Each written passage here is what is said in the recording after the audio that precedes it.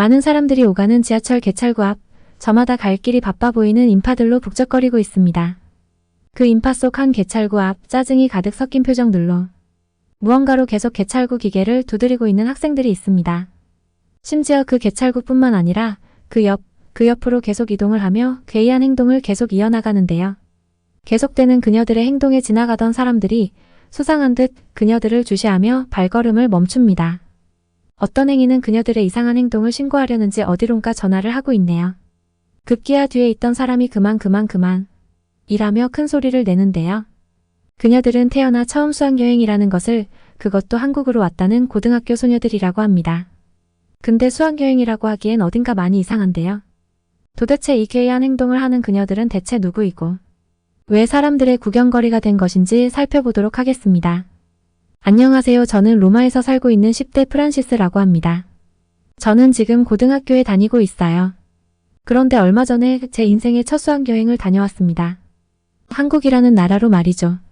그때 경험했던 것들은 저의 10대 인생을 송두리째 흔들어 놓게 되었는데요. 우선 한국으로 수학여행을 가게 된 이야기부터 해보겠습니다. 한국으로 가게 된 이번 수학여행은 시작부터가 그리 평범하지는 않았습니다. 왜냐면 저희는 고등학교 수학여행이라고 이야기하기는 좀 민망할 정도의 인원으로 가기 때문입니다. 수학여행이라고 하면 흔히들 단체로 가는 모습을 떠올리는데 이번 한국으로 가는 수학여행은 한 반도 안 되는 인원 정도로 가게 됐죠. 왜 그런 거냐고요? 사실 저희는 로마 청소년 클라이밍 선수로 활동하고 있습니다. 전국대회가 불과 얼마 전에 끝이 났죠. 정말 기분 좋게도 우승을 가져오게 되었습니다. 학교에서도 뛸 듯 함께 기뻐해 주셨습니다. 학교의 명예를 높여줘서 고맙다며 어떤 걸 가장 원하는지 교장 선생님께서 우리 팀에게 질문하셨습니다. 너무 갑자기 물어보신 거기도 했고 분명히 원했던 게 많았던 것 같은데 막상 물어보시니까 딱히 대답은 하기 어려웠습니다. 저는 곰곰이 생각을 했고 그 순간 머릿속에 하고 스치고 지나간 생각이 있었습니다. 그건 바로 운동선수로 활동하면서 운동을 하지 않는 대부분의 친구들에게 가장 부러웠던 건 바로 추억이라는 거였습니다. 저는 친구들과 추억을 쌓을 시간이 운동을 하지 않는 친구들보다 없을 수밖에 없었습니다. 운동선수들은 훈련에 하루라도 빠지게 되면 워낙 기존에 하던 운동량이 적은 게 아니다 보니 실력 면에서도 바로 티가 납니다. 그래서 우리들은 부상도 최선을 다해 조심해야 하고 혹시 부상을 겪은 경우에도 부상 부위에 무리 가지 않는 선에서 다른 훈련이라도 하는 편입니다. 근육 같은 기초 체력이 가장 중요하니까요. 그래서 저희는 운동하는 사람들끼리는 당연히 함께하는 시간이 많으니 친한 사람들이 많지만 운동을 하지 않는 친구들과는 교류할 기회나 접점이 없어 인사 정도는 해도 특별한 경우 빼곤 절친한 친구들은 없는 편입니다. 이건 저뿐만 아니라 예체능을 하는 많은 학생들이 공감할 거라고 생각해요. 거의 자신이 전공하는 분야에서 사귀게 된 사람들과 시간을 보내는 일이 대부분이죠. 엎친 데 덮친 격으로 애석하지만 클라이밍 주요 대회들은 또 매년 같은 기간에 열리는데 그 기간과 수학여행의 기간이 매번 겹쳤습니다. 그랬기 때문에 우리 팀은 단 한 번도 친구들과 수학여행을 가서 즐거운 시간을 공유하고 추억을 쌓은 경험이 없었습니다. 대부분의 운동선수들이 그렇죠. 하나를 얻으려면 다른 건 어쩔 수 없이 포기해야 하기 때문에 어쩔 수 없이 우리 운동부들은 체념하고 있었습니다. 그런데 교장 선생님이 아주 파격적인 제안을 하셨습니다. 우승이라는 성과를 가져온 우리 모두에게 수학여행을 보내주신다는 거였어요. 저희는 두근거리기 시작했습니다. 물론 우리 팀과 몇 일씩 몇 주씩 다른 곳에 머물며 다른 지역, 해외도 다녀와 본 적은 있었습니다. 그렇지만 그건 시합이나 대회 같은 행사를 위해서 혹은 훈련을 위한 목적이 아닌 수학여행으로 우리가 다 같이 떠나는 여행은 처음이었거든요. 단, 교장 선생님이 보내주실 수 있는 해외 국가는 바로 한국이라고 하셨습니다. 그건 바로 우리 학교와 자매 결연이 맺어져 있는 학교가 바로 한국에 있기 때문이었습니다. 그 학교는 외국 학생들을 위해 홈스테이 서비스도 운영 중이기 때문에 숙소에 대한 걱정을 하지 않아도 학교에서 운영하는 때문에 안전이나 신뢰도에 대한 걱정을 하지 않아도 됐기에 저희 부모님들도 흔쾌히 허락하셨죠. 우리 팀은 짐을 싸면서 모두 기대에 부풀었어요. 특히 우리들끼리만 있는 게 아니라 우리 또래의 친구들과 지낼 수 있다는 것에 들떴죠. 저희가 상상하기만 했던 모습이었어요. 게다가 또 다른 나라의 친구라니 얼마나 재미있는 경험일지 생각만 해도 신이 났습니다. 선생님께서는 한국 학교에서 제공해주는 서비스는 숙식도 해결이 된다고 하셔서 가기 전부터 한국식 식습관인 젓가락을 사용하는 방법도 유튜브에서 찾아보며 한국 수학여행 준비에 들떠 있었습니다.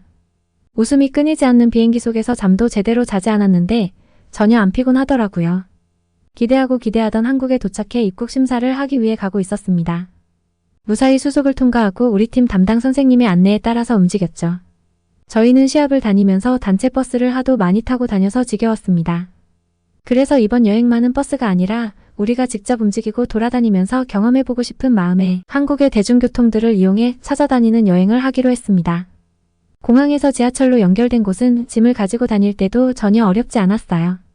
당연히 공항 지하철이기 때문에 그런 줄 알았는데 서울을 여행 다니면서 보니 모든 역에 에스컬레이터, 엘리베이터는 당연하게 있는 걸 보고 유모차나 휠체어를 타고서도 이용하기 어렵지 않도록 노력한다는 게 느껴졌습니다.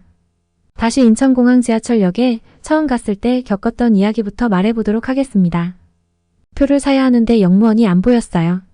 물론 우리나라에서도 기계로 사기 때문에 그럼 기계로 사자고 이야기했죠. 현금을 넣는 곳에 환전을 한 한국 지폐를 넣었는데 주머니에 넣은 채 비행기를 타고 온 탓인지 꼬깃꼬깃 너무 많이 구겨져 있었습니다. 그래서 지폐가 기계에 들어가질 않는 거예요. 시작부터 난관이다 싶었습니다. 엄마가 비상시 사용하라고 주셨던 카드로 해야겠다 생각이 들어 사람들이 지나다니는 곳이 아닌 동선에 방해가지 않도록 한쪽으로 피해 가방 속 카드를 찾아보기로 했죠. 처음 방문하는 나라다 보니 어떤 일이 생길지를 대비해 아주 안쪽에 숨겨두었거든요. 그래서 그런지 찾는데 조금 시간이 걸렸어요. 우리 팀 친구들은 그런 저를 기다리고 있었죠. 그런데 친구들이 야 카드 필요 없겠다 전화기를 대면 되네 하는 거였어요. 친구가 말하는 곳을 쳐다봤더니 한국인들은 시계 혹은 전화기를 입출구에 대고 들어가고 나가고 하는 것을 보았습니다. 우리나라에 온 관광객들이나 애플페이도 우리나라에서 간혹 사용하는 사람들을 본 적은 있었지만 대중교통에서도 저렇게 활발하게 이용하는 광경은 처음 본 거였죠. 우리는 일단 우리도 가능한지 보고 싶었어요. 우리 모두 최신형 스마트폰이었거든요. 사람들이 하는 행동을 유심히 보고 똑같이 따라해보기로 했습니다. 한참 관찰을 하고 그들처럼 스마트폰을 개찰구에 가까이 가져갔죠. 그런데 아무런 반응이 없었습니다. 다른 사람들은 옆으로 삑삑 소리를 내며 지나가더군요. 휴대폰으로 아무리 눌러봐도 우리 휴대폰에선 삑 소리가 나지도 않고 아예 기계가 반응이 없었죠. 우린 혹시 몰라 다른 개찰구에 대보고 또 다른 곳에 대봤지만 안 되더군요. 지금 생각해보면 정말 바보 같은 행동이었던 것 같아요. 해프닝 같은 기억이 됐죠. 아무튼 그렇게 하다 보니 이상해 보이는 우리 때문에 지나다니는 사람들도 하나, 둘 우리를 쳐다보는 시선이 느껴졌습니다. 어떤 사람은 가다가 우리를 보고 멈춰 서기도 했죠.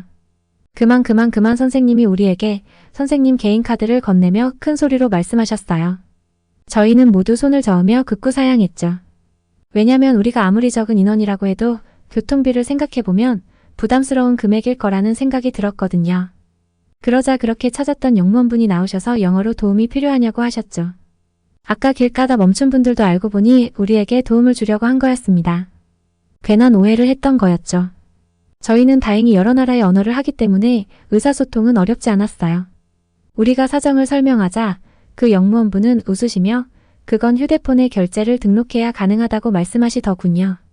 그 남자분이 휴대폰에 등록을 해준다고 말했지만 창피한 마음에 그냥 티켓을 구매하고 싶다고 말하고 우리는 드디어 다른 사람들처럼 지하철 안으로 들어갈 수 있었어요. 그런데 더 놀라운 건 티켓 가격이 저렴해도 너무 저렴하다는 거였습니다.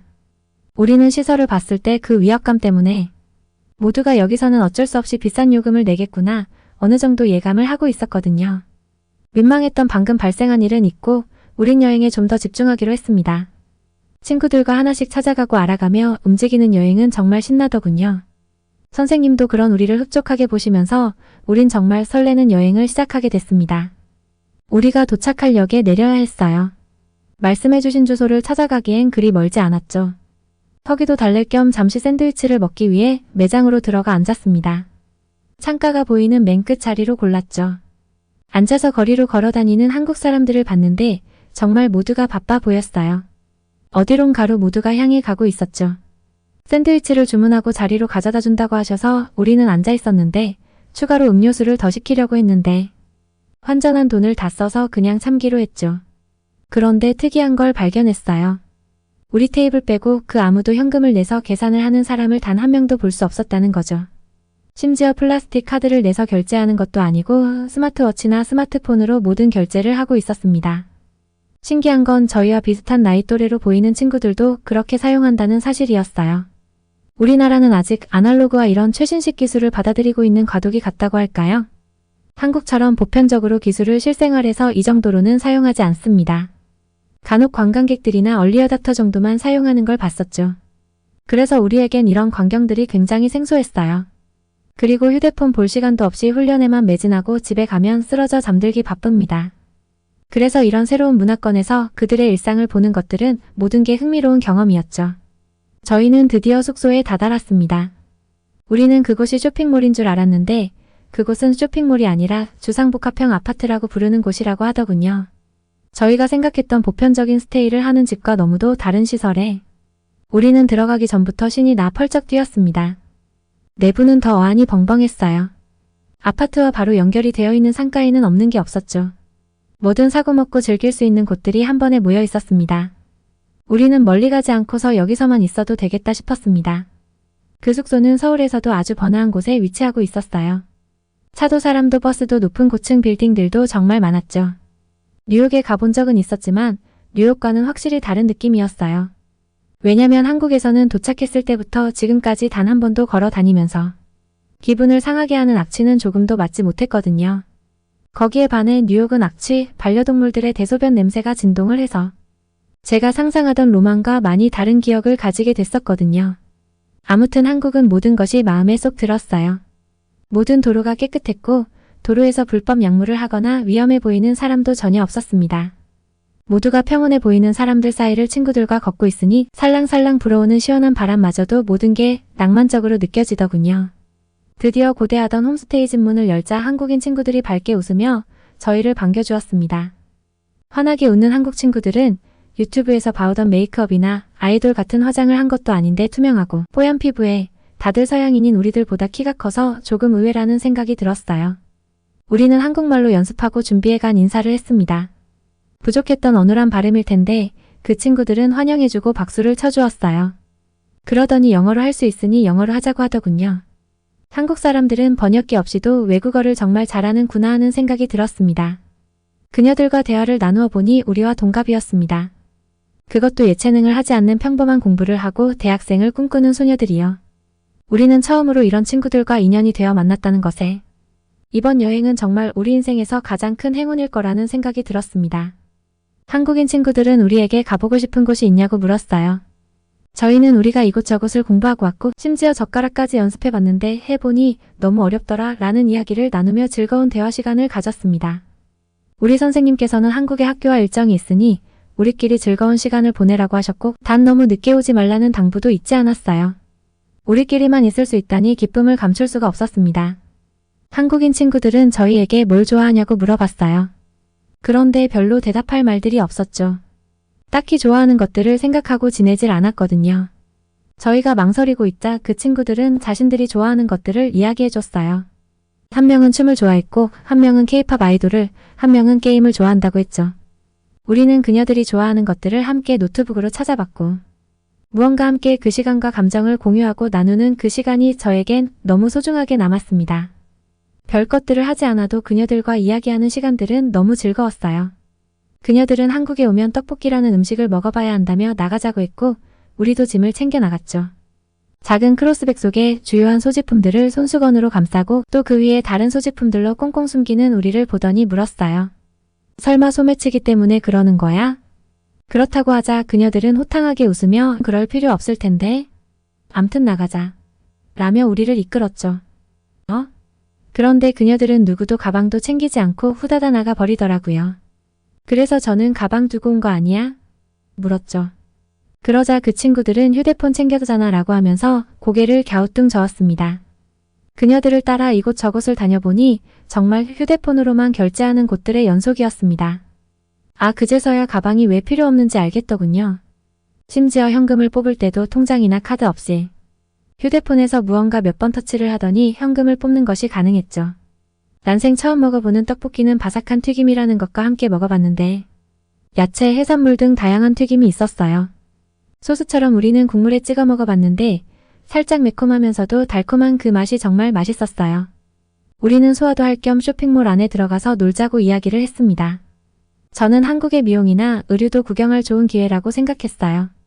한국의 쇼핑몰 안에는 음식점이나 옷가게, 화장품 가게 같은 건 너무도 당연했고 영화관, 병원, 미용실, 네일아트, 서점, 마트, 키즈카페까지 정말 없는 게 없더군요.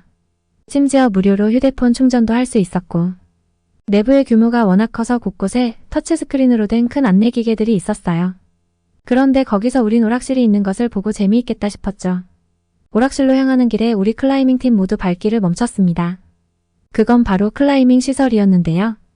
아니 여기 쇼핑몰 맞지? 우리끼리 수근거리고 있었어요. 그 옆으로는 수영장도 있었고 심지어 야구를 하는 곳, 사격시설, 풋볼을 하는 곳도 있었죠.